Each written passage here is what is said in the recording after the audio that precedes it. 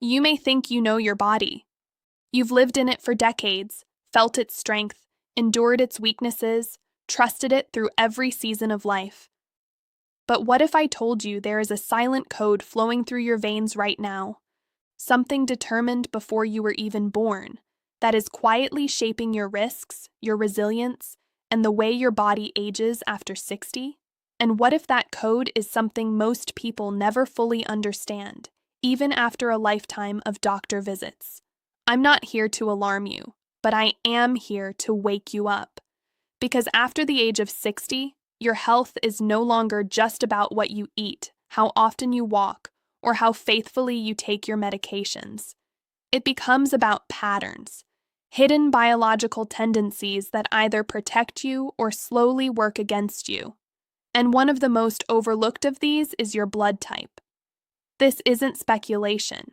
This is decades of clinical observation, epidemiological data, and emerging research.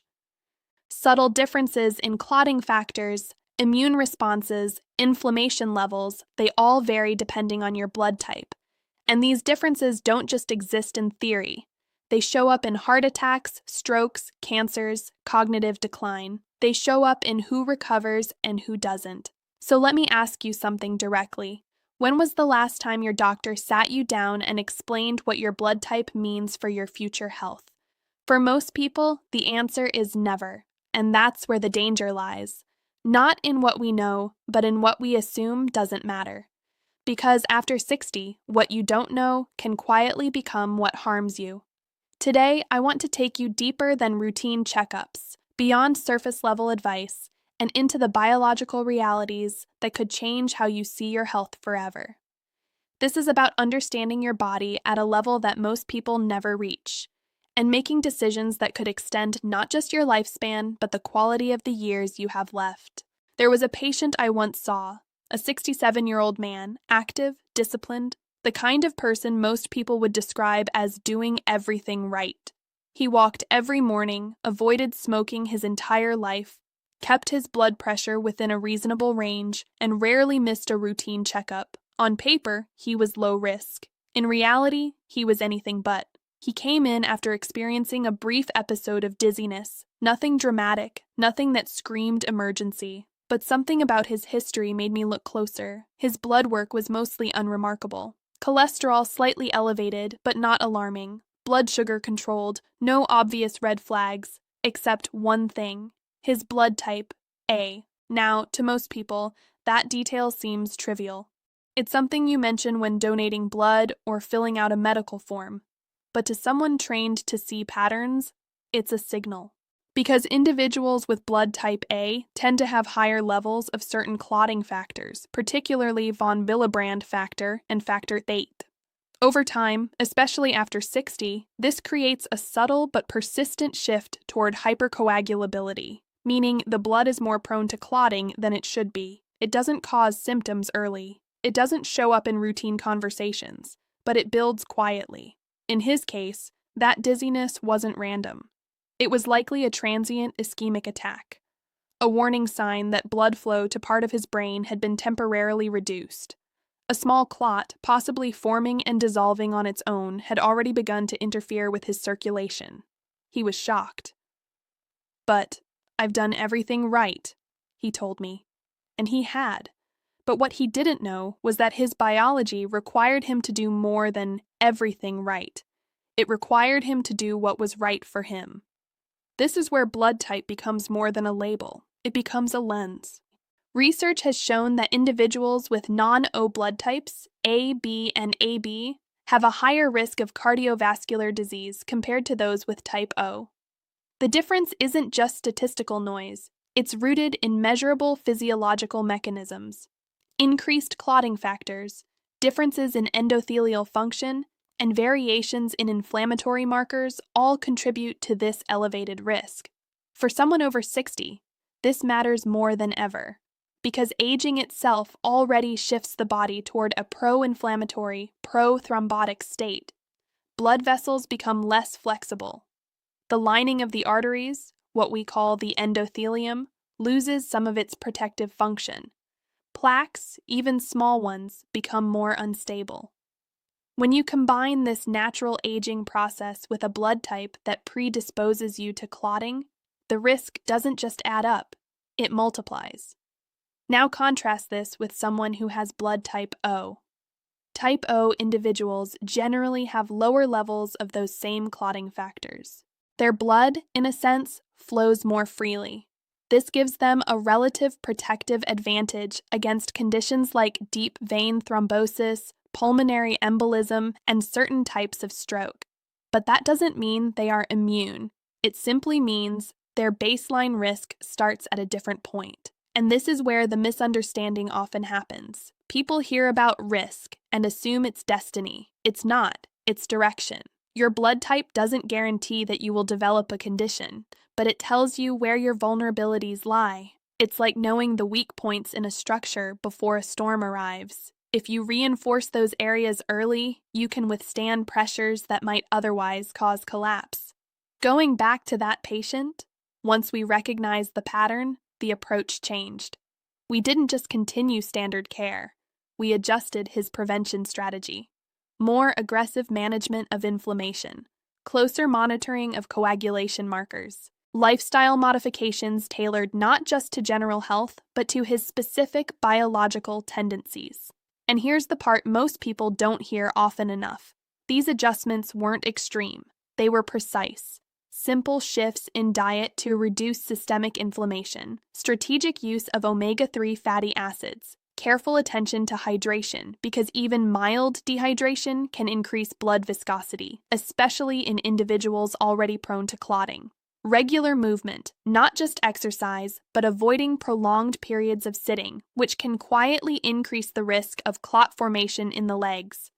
These are not dramatic interventions, but they are powerful when applied with intention. What makes this conversation uncomfortable is not the science. It's the realization that many people are navigating their health without this level of personalization. They are following general advice in a body that may require specific strategies. And after 60, general advice is often not enough. This is the stage of life where small imbalances have had decades to accumulate, where silent processes begin to reveal themselves, where the margin for error becomes narrower, not because the body is failing, but because it is less forgiving. Understanding your blood type in this context is not about fear. It's about clarity. It's about recognizing that two people can live the same lifestyle, follow the same diet, take the same medications, and still have different outcomes, simply because their underlying biology responds differently. So when you think about your health moving forward, I want you to shift one fundamental assumption. Stop asking, am I doing the right things? Start asking, am I doing the right things for my body? Because the answer to that question is where prevention truly begins. There was a woman I met during a routine follow-up visit. She was 72, sharp-minded, independent, and deeply attentive to her health. She had survived more than most, raising a family, navigating loss, staying disciplined with her diet and medications. On the surface, she was stable. But beneath that stability, something was quietly shifting. She had blood type AB. Now, in everyday conversation, that might sound like an interesting detail, rare, even unique. But in clinical reality, AB blood type carries a very specific biological profile that becomes more relevant, not less, as we age. It is a combination of both A and B antigens, which means the immune system behaves differently, more complex, sometimes less predictable. She came to me not with pain, but with fatigue. Not exhaustion, just a persistent, unshakable sense of low energy. She brushed it off at first, assuming it was simply age. Many people do. But fatigue in older adults is rarely just age. It's often a signal. Her tests showed subtle inflammation markers, nothing dramatic, nothing that would trigger alarm in a rushed clinical setting. But combined with her blood type, it told a deeper story. Let me explain something that is rarely discussed openly. Your blood type is not just about red blood cells. It is deeply tied to how your immune system recognizes threats, how it regulates inflammation, and how it responds to abnormal cell growth. And this is where the conversation becomes uncomfortable, because certain blood types are associated with a higher susceptibility to specific cancers and chronic diseases, not as a guarantee, but as a measurable increase in risk over time. For example, individuals with blood type A have been shown in multiple studies to have a higher incidence of gastric cancer. The reason is not random. It is linked to how their immune system interacts with infections like Helicobacter pylori, a bacterium that can live in the stomach lining for years, causing chronic irritation and, eventually, cellular changes. In type A individuals, the immune response to this bacterium tends to be less effective at fully clearing the infection, allowing long-term inflammation to persist. And chronic inflammation, especially in delicate tissues like the stomach lining, is one of the key environments in which cancer can develop. Now consider blood type AB, like my patient. They carry characteristics of both A and B, which means their immune system operates in a kind of dual mode. Research suggests that this group may have an increased risk for certain cancers, including pancreatic cancer, as well as a higher likelihood of systemic inflammation that doesn't always present with obvious symptoms. This is what makes it dangerous. It doesn't always hurt. It doesn't always show up in routine screenings until much later. And by the time symptoms become clear, the process has often been developing quietly for years. In her case, that persistent fatigue was not just a lifestyle issue. It was likely tied to low-grade inflammation, her body's immune system in a constant, subtle state of activation, not strong enough to cause acute illness, but persistent enough to slowly wear down cellular health. When we talk about chronic disease after 60, we often focus on the obvious: heart disease, diabetes, arthritis. But underneath all of these conditions lies a common thread: inflammation. And your blood type influences how your body manages that inflammation. Type O individuals, for instance, tend to have lower levels of certain inflammatory markers, which gives them a slight protective advantage in some conditions. But they may be more prone to others, such as ulcers, due to higher stomach acid levels. Type B individuals often have a more balanced immune response, but can be more susceptible to certain autoimmune conditions, where the immune system mistakenly targets the body's own tissues. Type A and AB, however, tend to lean toward a more sensitive inflammatory profile, meaning their bodies can remain in a state of low-grade immune activation for longer periods. Over decades, this becomes significant, because inflammation is not just a response, it's an environment that can influence how cells repair themselves, how DNA damage is handled, and how abnormal cells are detected and eliminated. When that environment becomes chronically inflamed, even at low levels, the body's surveillance systems become less efficient. Damaged cells that would normally be removed may persist. Over time, this increases the likelihood of disease development. Now here's the part most people are never told during routine care. You can live for decades with these underlying tendencies without ever being aware of them until they reach a threshold where they begin to manifest as disease. And by then, the conversation shifts from prevention to management. That's what we want to avoid. Going back to my patient, once we understood her risk profile, the strategy changed, not dramatically, but intentionally. We focused on reducing systemic inflammation through targeted dietary changes: less processed food, more anti-inflammatory nutrients like leafy greens, fatty fish, and polyphenol-rich foods. We monitored markers that are often overlooked in standard checkups, such as C-reactive protein, which can indicate inflammation even when everything else appears normal. We paid attention to her gut health, because the gut is not just a digestive organ, it is a central hub of immune activity. An imbalanced microbiome can amplify inflammation, especially in individuals already predisposed to it. We also addressed sleep and stress, two factors that are often underestimated but have profound effects on immune regulation. Poor sleep alone can elevate inflammatory markers significantly, and chronic stress can dysregulate immune function in ways that mimic disease processes. None of these interventions were extreme, But they were specific, and that specificity is what makes the difference. Because here's the reality. After 60, your body is no longer operating on reserve. It is operating on precision. Small imbalances matter more. Subtle patterns become more important, and generalized advice becomes less effective. Understanding the link between your blood type and disease susceptibility is not about labeling yourself as high risk. It's about identifying where your attention should be focused. It's about asking better questions. Not just, am I healthy? But where am I vulnerable? Because vulnerability is not weakness, it's information. And when you use that information correctly, it becomes one of the most powerful tools you have to protect your health in the years ahead. A few years ago, I sat across from a retired school teacher, 68 years old, articulate, disciplined, and by all outward appearances, healthy. She came in not because of a major illness, but because of something she couldn't quite explain. "I just feel off," she said. "Nothing specific, just not like myself.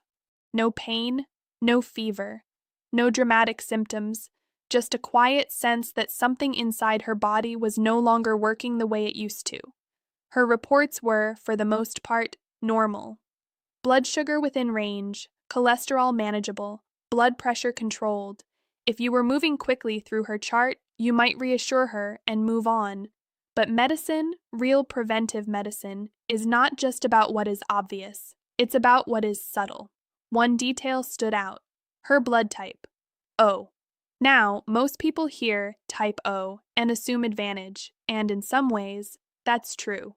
Individuals with blood type O often have lower risks of certain cardiovascular conditions due to reduced clotting factors. But that same biology comes with trade-offs, particularly when it comes to the immune system and inflammation. Let me explain something that most people are never told clearly.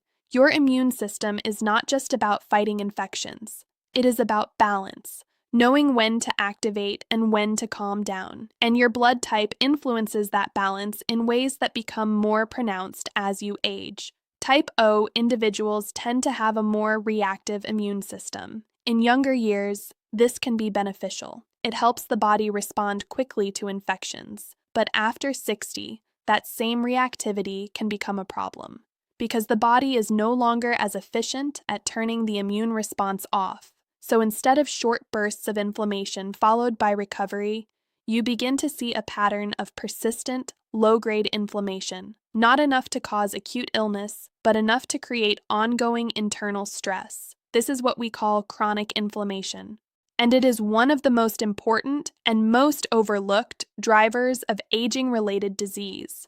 Now here's where it becomes deeply relevant. Chronic inflammation does not always feel like inflammation. It doesn't always present as swelling or pain. Instead, it shows up as fatigue, brain fog, joint stiffness, slower recovery, subtle digestive discomfort, symptoms that are often dismissed as just getting older. But they are not random. They are signals. In her case, that vague feeling of being off was likely tied to an immune system that was slightly overactive, constantly scanning, constantly reacting, never fully settling. We ran more specific markers, tests that are not always included in routine panels. Her C-reactive protein was mildly elevated, nothing alarming on its own, but enough to confirm that her body was in a state of ongoing inflammation.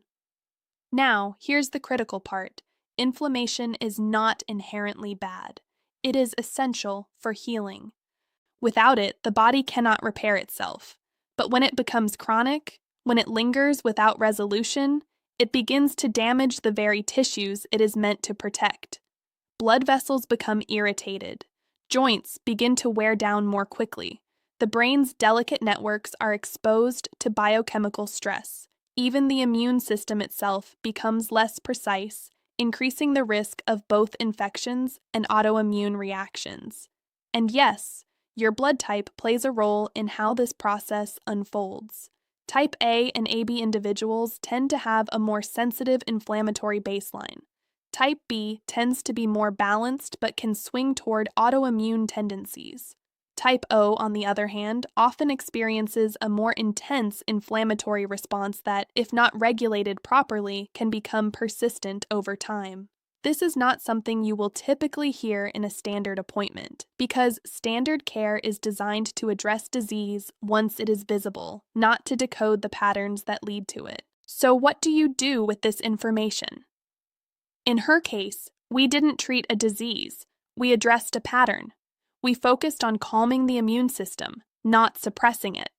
There's a difference. We adjusted her nutrition, not with extreme diets, but with intention, reducing pro-inflammatory foods like refined sugars and processed oils, increasing foods that actively support immune balance, omega-3 fatty acids, turmeric, green vegetables, and fermented foods that improve gut health. Because here is another layer most people don't realize. Nearly 70% of your immune system is connected to your gut. If your gut microbiome is imbalanced, and in many older adults it is, your immune system receives distorted signals. It may overreact to harmless stimuli or fail to respond effectively to real threats. For someone with a naturally reactive immune profile, like many type O individuals, this imbalance can amplify inflammation significantly. We also addressed movement. Not just exercise, but consistency. Regular, moderate physical activity has been shown to reduce inflammatory markers and improve immune regulation. Not extreme workouts, those can sometimes increase stress on the body, but steady, intentional movement. Sleep became a priority as well, because even one night of poor sleep can increase inflammatory cytokines in the body. Over time, chronic sleep disruption can keep the immune system in a constant state of activation.